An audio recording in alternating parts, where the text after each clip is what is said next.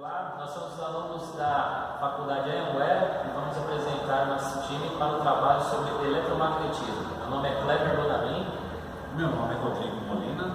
Eu sou William Silva Batista. Meu nome é Guilherme Rodrigues.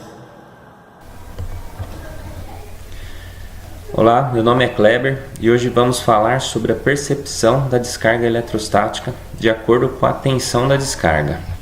Descarga eletrostática é um fenômeno natural que consiste na transferência de carga de dois corpos com potenciais diferentes.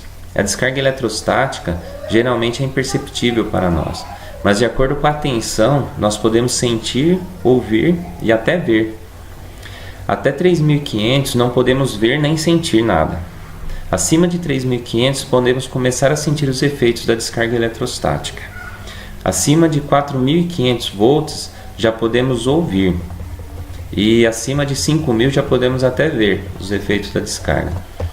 Alguns exemplos do que podemos sentir são quando tocamos uma maçaneta de porta, por exemplo, ao tocar em um carrinho de compras no supermercado, ao encostar no carro quando você vai abrir a porta, às vezes você pode sentir esses efeitos.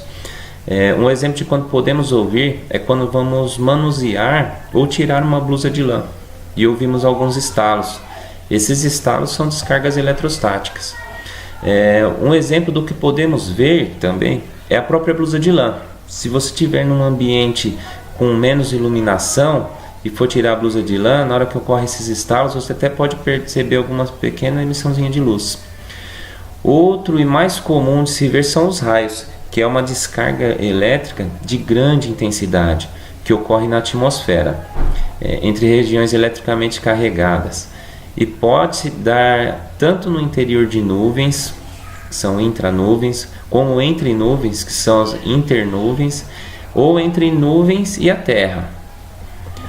Os raios vêm sempre acompanhados de relâmpago, que é uma intensa emissão de radiação eletromagnética que também é visível, e do trovão, um som estrondoso. Essas descargas dos raios, elas podem variar de 15.000 amperes até 200.000 amperes. É um efeito muito forte. E tem duração média de 0,2 segundos, é muito rápido, né? E chega numa temperatura de 30.000 graus Celsius. Vamos falar sobre a influência da umidade no ar na eletricidade estática. Você sabia que ao se levantar de uma cadeira forrada com material plástico, retirar um casaco de lã, ou mesmo ao andar por um carpete, o corpo humano acumula carga suficiente para gerar uma tensão de alguns milhares de volts? Certamente você já deve ter tomado um choque em algum dia ao abrir uma porta de carro, ou mesmo uma porta comum, num carrinho de supermercado. Isso é porque tensões estáticas superiores a 3.000 volts são percebidas por nós. Isso na forma de um pequeno choque. Tensões mais baixas que 3.000 volts não chega a dar essa sensação de choque. Por isso, às vezes, a gente acaba tendo uma descarga eletrostática, mas acaba não percebendo. Tensões mais baixas que essa, que a gente não percebe como choque, apesar de não dar essa sensação na gente, são muito prejudiciais a circuitos eletrônicos e pode danificar processadores, circuitos impressos e qualquer desses componentes eletrônicos. Basta algumas dezenas de volts para danificar esses circuitos. A gente não sente a descarga menor de 3.000 volts porque a duração é muito pequena, é questão de bilionésimos de segundo, mas os circuitos eletrônicos percebem sim e até se danificam. Se a gente pegar, por exemplo, a região do centro-oeste, que passa por um bom período do ano com a umidade muito baixa, o ar fica muito seco, isso acaba gerando muita eletricidade de atrito. Com a baixa umidade, muita energia se acumula em nosso corpo e é comum ver pessoas reclamando de sentir choques ao encostar uma nas outras ou encostar em qualquer outro objeto, como a gente já deu exemplo aí, um carrinho de compra, a porta do carro, esses tipos de objetos. Não é visível, mas todos nós temos uma carga elétrica. Essa energia precisa ser descarregada de alguma forma, como forma de equilibrar a eletricidade do corpo. É por isso que a sensação de levar choque é na hora que faz essa descarga para o equilíbrio de carga. A causa para a ocorrência de mais choque desse tipo é que o ar seco não deixa que as descargas elétricas se façam de forma contínua. Então, os choques causados pela eletricidade estática, cargas elétricas positivas, negativas, que todos os materiais e pessoas possuem, são habituais e resultam do contato entre cargas diferentes. Se você pegar uma pessoa está com uma carga muito positiva e um objeto está com carga negativa, na hora que eles se tocarem vai ter essa troca e você vai ter a sensação do choque. Só que com o isolamento, por causa do ar seco, as pessoas concentram em si mais energia. E quando tocam algum outro objeto, aí com a carga elétrica diferente vai ocorrer essa descarga. Já com a umidade do ar mais elevada, ajuda a retirar esse excesso de carga, essa diferença de potencial dos materiais. Mas mesmo no ambiente úmido, as voltagens geradas, apesar de serem menor que no ambiente seco, ainda são suficientes para causar danos aos circuitos eletrônicos e até dar choque às pessoas. Eu sou o Guilherme e eu vou falar sobre eletricidade estática. A eletricidade estática nada mais é do que um fenômeno que acontece de acumulação de cargas elétricas em um material. Esse fenômeno normalmente acontece com o atrito de dois materiais diferentes. Normalmente, esse atrito acontece no cotidiano, muitas vezes, e pode ser inofensivo ou muito perigoso.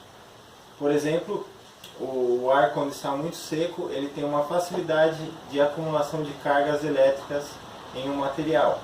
O outro exemplo também são folhas de papéis, numa fábrica de papel, que quando são produzidos acumulam cargas elétricas. Também acontece com carros, caminhões, aviões, quando estão em deslocamento, eles acumulam cargas.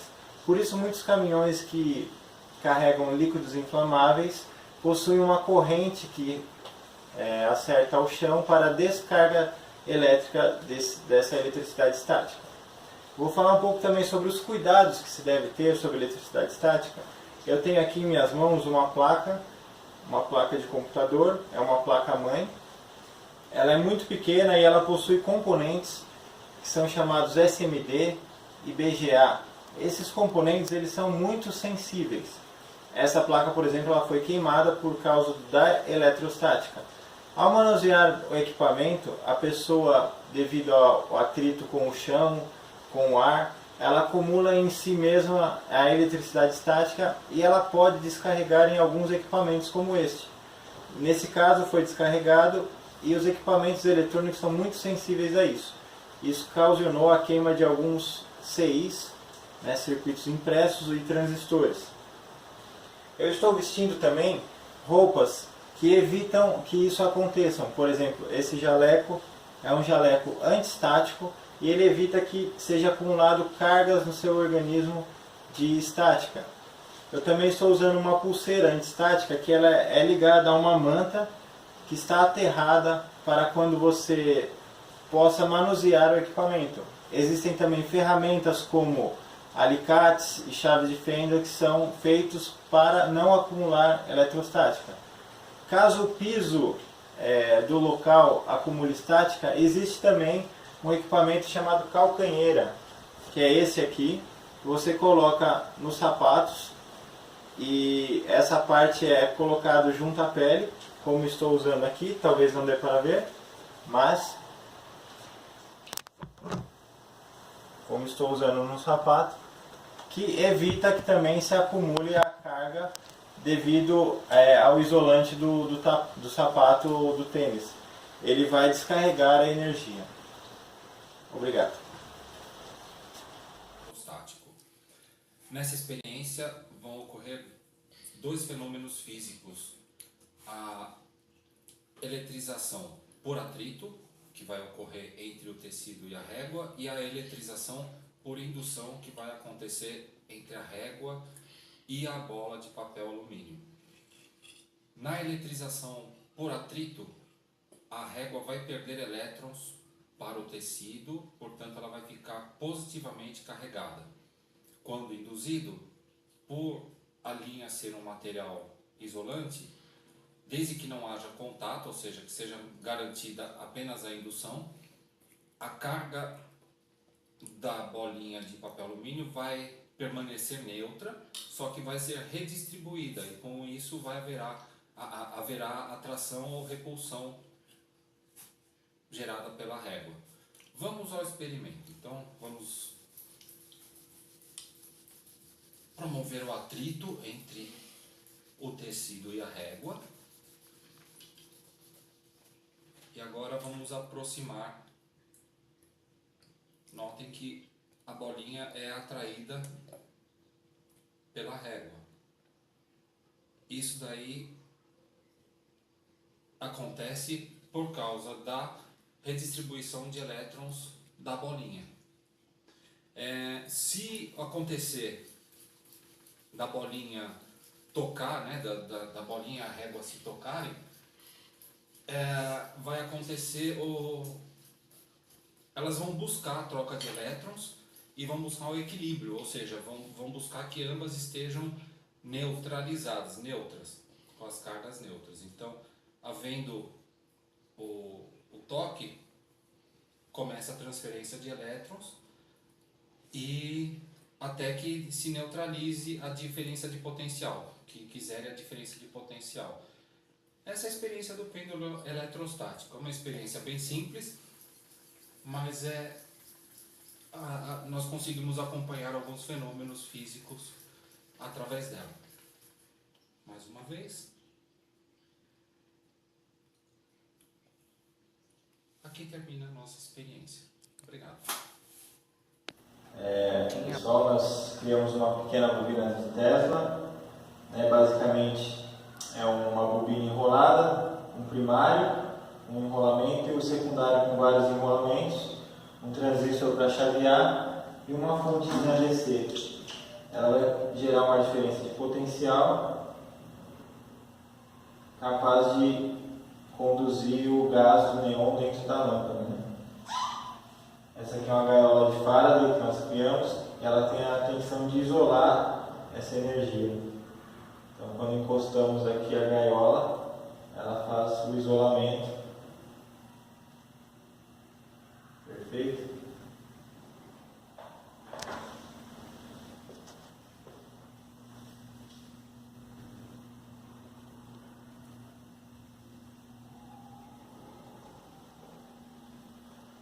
Esse é o nosso experimento com energia. Para-raios. A importância para a segurança dos edifícios. Blackouts, incêndios, mortes, prejuízos. Basta chover e as más notícias aparecem. Fenômenos naturais que podem matar pessoas, causar incêndios e danificar aparelhos eletroeletrônicos. As descargas atmosféricas sempre foram um transtorno para a população. Campeão em incidência de raios, o Brasil constantemente palco de histórias alarmantes. E o grande centro urbano são as principais áreas afetadas, já que os estudos indicam que a poluição atmosférica e as ilhas de calor contribuem para a ocorrência de raios.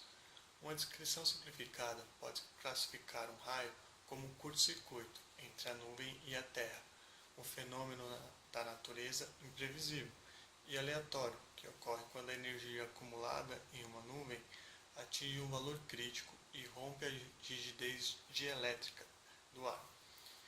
Felizmente, esses eventos são estudados há muito tempo e as medidas de prevenção estão em um estágio bem avançado.